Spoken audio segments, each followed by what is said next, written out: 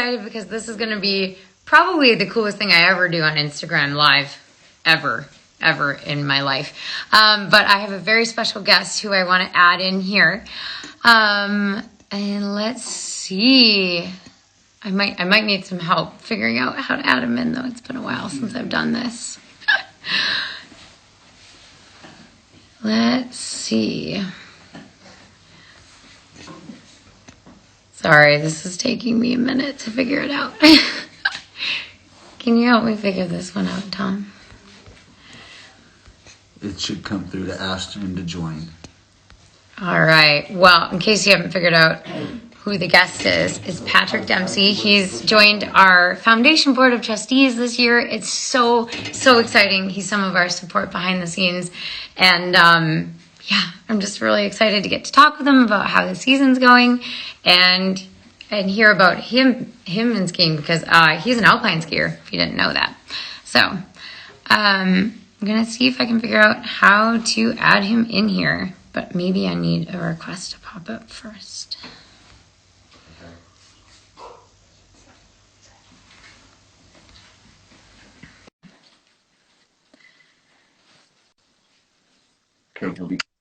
Hey, oh, Jessie, goodness. you there? Hi. You got it figured out? Yeah, I'm sorry. I'm not great at the technology thing I'm terrible as well, but I can't tell you how excited I am to talk to you today. Oh my goodness. Well, thank you so much for coming on. This is so exciting. And great run yesterday. It was so exciting, the final lap there. You were so close towards the end. How did that feel? Oh my goodness. Thank you. It was, I don't think I've ever been in more pain in my entire life, to be totally honest. My teammates had to literally shovel snow on me at the finish because it's been so hot this week. It was like 60 degrees there, wasn't it? It was like you're out in shorts racing. Yeah, we had to, right before the race, our volunteer PTs literally taking the physiotherapy scissors and cutting the suit off into shorts on us. So, Unbelievable. Not what you expect to have happen. But yeah. Really exciting. I can't tell you, I've been watching a lot of the races this year. Cross-country skiing was a big thing. I grew up in a small town in Maine, and my mother and I would go out on the snowmobile trails, you know, right after the big snow storms, and it was such a great sport. And to watch you compete and the strength of your team is phenomenal. And you talked a little bit about how do you embrace suffering like that? It seems like all you athletes in this are just, the pace is amazing, the technique is so strong, and you're just embracing the suffering. Well, thank you. I think most people think we're a little bit crazy because we picked the uphill sport on purpose. But I think that's what makes it so exciting because you can see it in people's faces when they're racing. They're just, we like to call it the pain cave, and you just sort of dig deep and you just have to figure out how to get the most out of your body. And for me, that's one of the coolest things about the sport because there's so many elements you cannot control, but you can control the effort that you put on the snow. Like every time, that's one thing you can do is make sure that when you cross that finish line, you can look back on your race and go, wow, I just gave that everything I had and I am smoked right now. And that's such a good feeling. And so for me, even when it is really hard in a race, knowing that, you know, in a relay, for example, my teammates are counting on me and they're waiting for me at that finish line and I give it every single ounce of energy that I have in my body. That's a good feeling because then you know that, you know, you can look back on the race and regrets. And with the relay race, it's such an important race, and it's one of those iconic events. And you guys have been there knocking on the door so much, right? You're so close to breakthrough. You got an Olympic year coming up. What do you take away from yesterday's race on what you need to do to improve to get on the podium? I think it's just a matter of time before you do. It's getting the right time, the right day for you guys to make that happen. But what are you doing after the race? How are you debriefing and getting your goals and things set up for the next one? Yeah, we do debrief after all the races. I think a really important part of the process, the entire wax team sits down and debriefs inside the truck for as long as we talk to our coaches, we talk to each other. And what I got out of this championships is that we are ready. We have so much young talent on this team. It is astounding. These kids work so hard. And I think it's really, really cool to see this next generation coming up and just really blowing me away with the talent and the energy and the drive that they have. And so for me, what I took away from it is that So to go well, you need so many little pieces of the puzzle to fit together, and not all of them are even within your control on race day. Control, if somebody crashes in front of you or breaks your pole, whatever happens, and you can control your own effort and output. And we are there mentally, emotionally, training wise. Like, I think we've got it ready. So that gives me a What, lot. yeah, what is it about the culture? You guys, you have to put into context for people who don't understand what you've done, especially from American perspective, and going in and dealing with the Norwegians and beating them in their sport that's been around since what, the 1500s, the 1600s, the 1800s. They were doing this, and as an American team, the culture that you have developed, you've won. Now people are scared when you show up to races. What do you contribute? How is this all gelling? Why is this happening now? I think there's so many answers to that question, but for me, the thing that really stands out is that we really support one another, and we've taken this individual sport. For the most part, it's individual. Center around the relay. Most of our races are just you out there representing your country. We've taken it and made it a team sport, and we train together as a team. We travel as one big men and women's team, and we all look for ways to contribute leadership. So one of the things I think that's coolest about our team is that we don't have a captain, because everyone has to bring something to the team every single day. And everyone's job to show up and say, all right, how can I contribute to this group? If I see someone who needs a pep talk, how can I be there for them? Or how can I be out there testing skis on snow? So for example, when some of our sprinters were done early in the championships, they came out and they were testing our skis along track staff for us, because we definitely don't have the same resources as some of the other nations. So we were out there and it was like all hands on deck. We had all the sprinters out testing kick, testing glide. It was honestly, it was the coolest thing ever. It made my heart so full to see that and feel like the whole team is bought into the relay events. So I think really seeing it as this one big group is one way that we've really made this culture that makes being on the road quite a lot easier. Yeah, it's a great segue. It's been, this year's been an extraordinary year. You've had an amazing season, but you have to put it in context with COVID and how is it being on the road? The isolation is always really hard, I find, when you're traveling, especially when you're in a foreign country. How has that been for everybody? Has that brought you even closer together because you've been forced to be in the bubble? Yeah, I mean, I think we've pushed together as a team for so many years so that we could weather a year like this and do it with grace and without people feeling too isolated. And of course, it is harder than normal, but I think we've done a really good job. Like right now at this championships, we have the entire hotel booked out with just our team, so we feel like we've been able to make a little more of a bubble that feels a little bit safer, and we've just been absolute hand washing fanatics, which we are. But yeah, I think we've just really embraced all this, and we feel like all the people around us are working so hard to keep us safe that I think the biggest thing for me is gratitude that we can race at all, because I think we realize we're so lucky to be here doing this. So even if you are a little more not spending much time outside of your room in the race course, we just feel lucky to be here doing this in any capacity. Yeah, there's the thing, you talk about the mental strength quite a bit. And I think at the level you're at, that's so important to have your mental game. So with that team atmosphere, it really does support you on those down days, right? When you sort of don't have the energy, they lift you up and carry you. But can you talk about the mental aspect at this point, what you're doing for preparation? And then, look, you could have this championship wrapped up pretty soon. What's going to happen with the rest of the schedule? So 2 questions for you.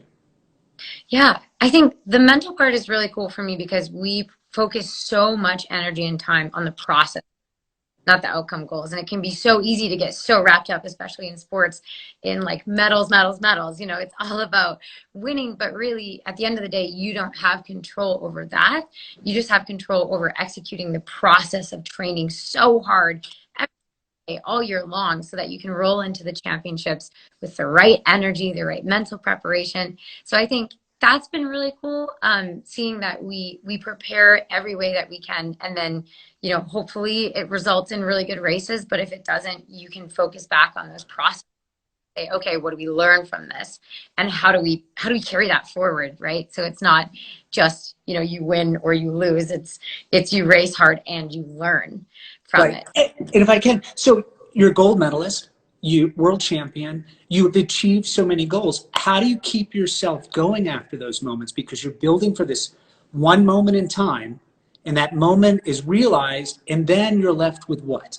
How do you recalibrate? How do you get your priorities realigned to want to go back and suffer and to work as hard to keep to that level? How do you do that? Maybe that's where I'm just a little bit crazy because I actually love the suffering of it.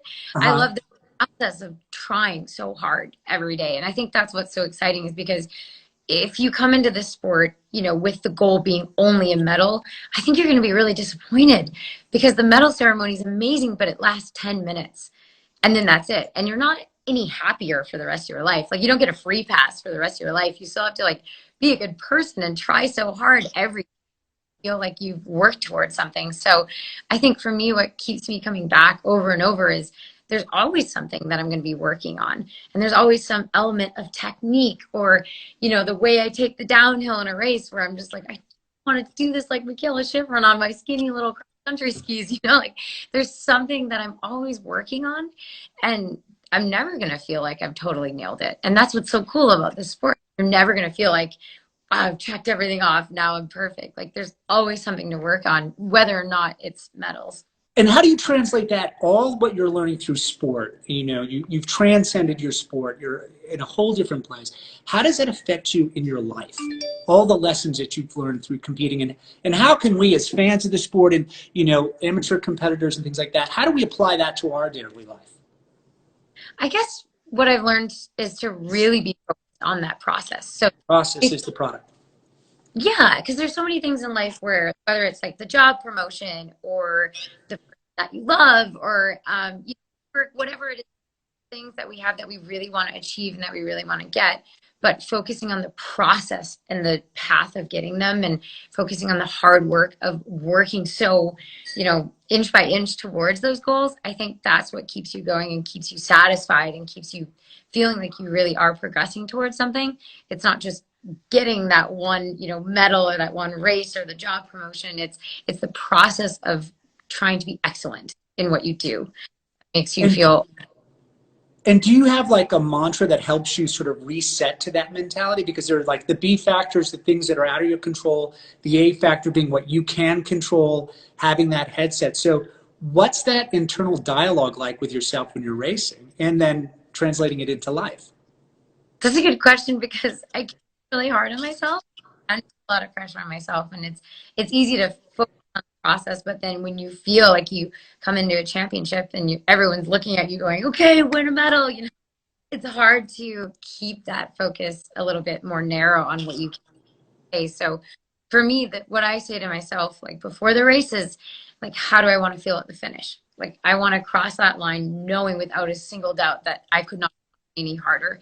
And so in the race, when my body is kind of screaming at me, my lungs feel like they're on fire and my legs are totally flooded and I can't feel them anymore. I just keep thinking like, how do I want to feel when I cross that finish line and look my teammates in the eye? And I want to know that I look at them and say, I did what I possibly could. And then I know they're going to be proud of me no matter what. So that's kind of the thought process that's going on there. Right. And then now where are you getting inspiration right now? What are the things that are inspiring you? Where are you finding a place to replenish your energies outside the sport? Do you want to see them right now? Yeah, the team. So can you tell us take us around the room and tell us and introduce us to the team, because I you would said it love earlier and to. it's really important, and the success has been because of this amazing team you have around you. So let's meet Yeah, them. this is where I get all my energy. So this is our head coach, Chris Grover, Hi, nice to meet Hey, you. coach. You've and got he's our program director you've too. you've got a lot of fans, and my wife and my two daughters at home, so they're going to be thrilled that we're having a face-to-face right now. Well, I'm a big fan of yours and what you've done with the team and the motivation that you've provided and the support you've given them. It's been so much fun to watch the racing here in America this year. Really inspiring. So great job, coach. Well, thank you, and thanks for tuning in and supporting us and cheering And everybody so, on. and there are a lot of young athletes that are listening to this and young people. How would you recommend them get started into racing or just getting out and enjoying this amazing sport? Yeah, I mean, the cool thing about our sport is it's so accessible. You know, it's just easy to, it's just, there's so many places in the US with good snow.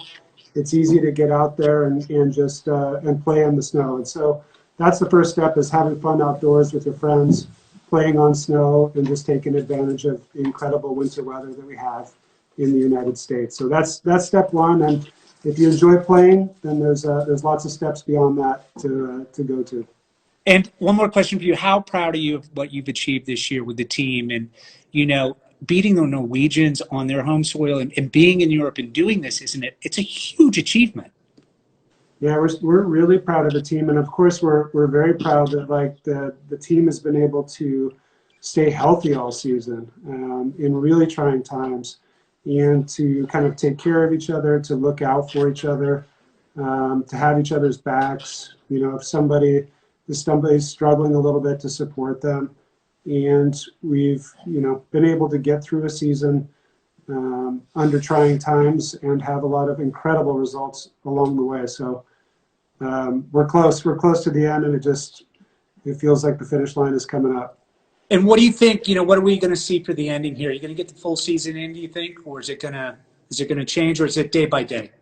Yeah, we're going to miss one of our last weekends of the year, but we are going to have a World Cup Finals next year, right outside of St. Moritz in the Engadin Valley, which is be a beautiful place to finish the season. And of course, we're really looking forward to the fact that Jessie is going to be the first American woman to ever raise the overall FIS World Cup Crystal Globe for the overall woman. So we're excited to celebrate with her in a COVID respectable way. It's fantastic.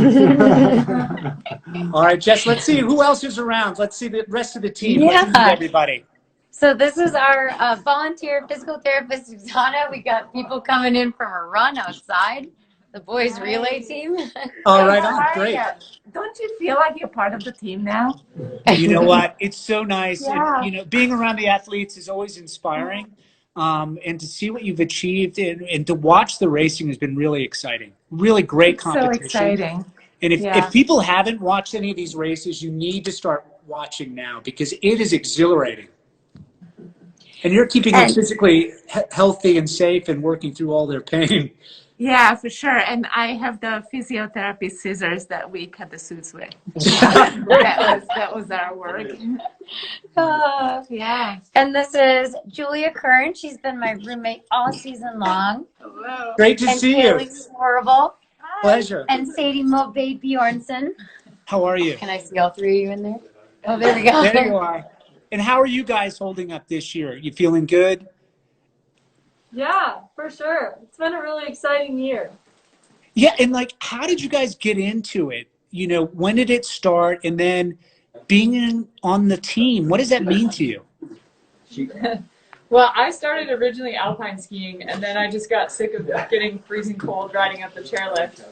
So I figure you might as well ski up the hill instead. So I'm in it for the warmth, and it's been super warm this week. So Yeah, that's for I guess sure. I'm succeeding.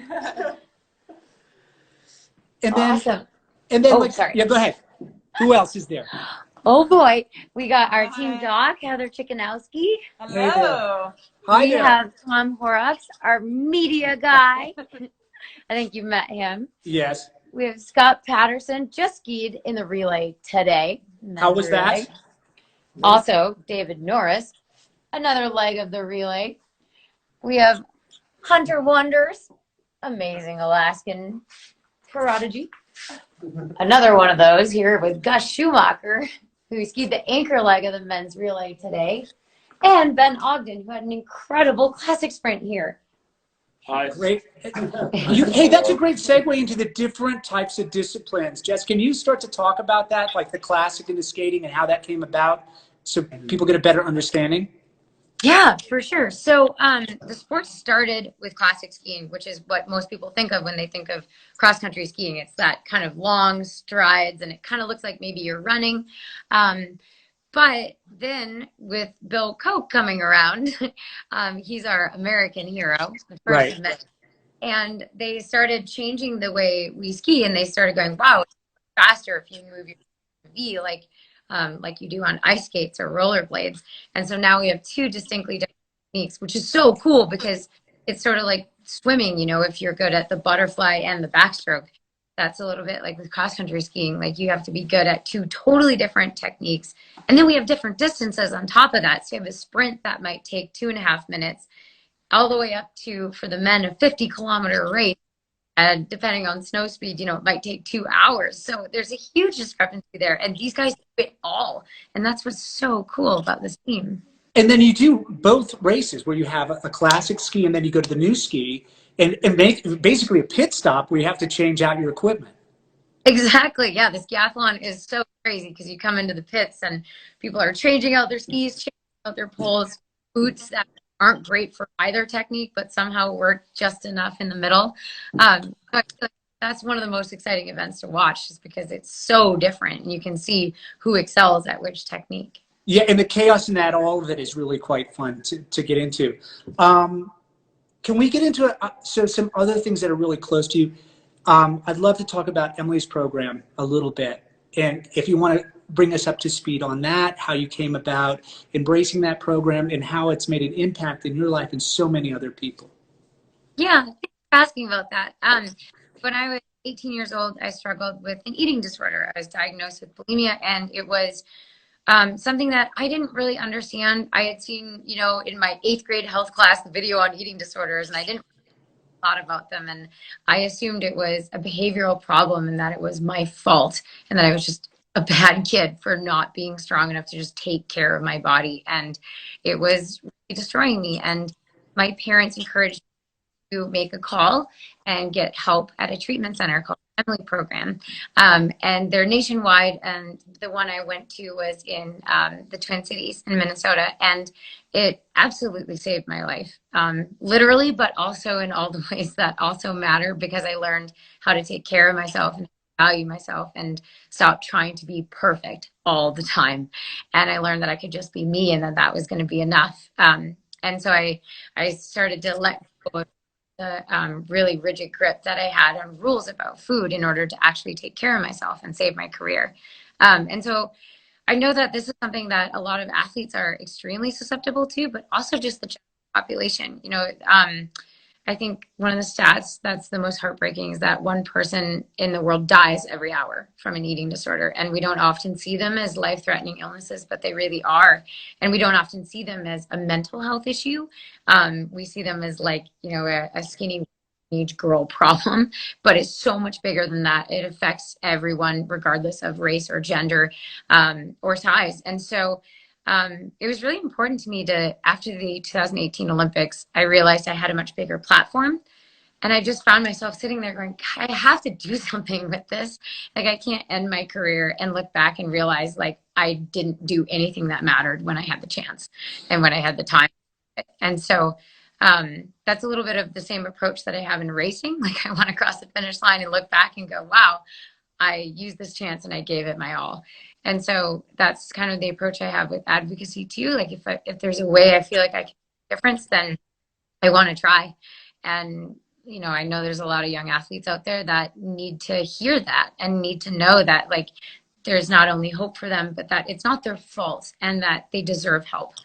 And how do they go about getting the help? There are probably people listening to this right now that are struggling, that need some direction. What do you say to them? I guess I would first of all say that asking for help makes you brave and it's strong, and that there is so much courage in that vulnerability, because sometimes, especially as athletes, we feel like we need to be like Wonder Woman and we have to be perfect and have this like hard shell exterior, but that's not human and that's not life. And we all struggle, you know, whether or not it's an eating disorder, we all struggle with something in life, and it's okay to ask for help and to receive that help. And so I guess the first thing I would say to someone listening who needs to hear that is that you deserve that help, and to reach out to someone you trust, because there's people in your life who want to be there for you and they want to help you. And there's so many treatment options and programs that want to be there for you and help you. Wow, that's beautifully said, and thank you for that. And that's another thing to talk about is all these things that come up in our way, the obstacles that are in our life. Really, if we can meet them head on and have the bravery that you talk about, it does change you and makes you stronger. Do you find that that moment in your life and embracing that and going into it has changed you and has actually helped you become a champion and the person you are today? Absolutely. I mean, that going through treatment for my eating disorder was by far the hardest thing I will probably ever do in my life. And so in comparison to that, ski racing is easy. There's not a whole lot that's that hard when I, you know, it's all relative, right? So when I look at what I had to go through, like just putting it all out there in ski racing and being vulnerable on the starting line, like that is actually a lot easier for me. So I think realizing that I'm so lucky to be here and be alive and be with this amazing team that accepts me for who I am, that just puts it all in perspective and it gives you a lot of strength going into every race. Beautiful. I can't tell you what an honor it was to talk to you today. What an inspiration you are, you know, when you're racing and what you're doing off the slope or off the mountain or off the snow. It's really beautiful. And you're a part of it, such a beautiful poetic sport. And you're surrounded by so many talented people. It's nice to be able to have this moment with you. Well, thank you. And next time we're in Maine, we're going to have to do the Patrick Dempsey challenge. Yeah, you have to come up and do that. We had your co-Olympian there with us this year. You know, she was supporting the center. So I'm going to take you up in that and have you up to Maine for the event. Awesome. For the Dempsey challenge. All right. Have the whole team up. It would be great. Good training too. Awesome. Well, thank you so much. Good luck. And, you know, I can't wait to see you raise that trophy above your head at the end of the season. It's going to be a remarkable moment for you personally and for the sport and just for Nordic racing in America. It's a beautiful thing that you're all doing right now. And we're behind you 100%. Well, thank you. It wouldn't be possible without the team behind the team. That's for sure. Wonderful. Have a great day, everybody. Pleasure. All right. Bye. Bye-bye.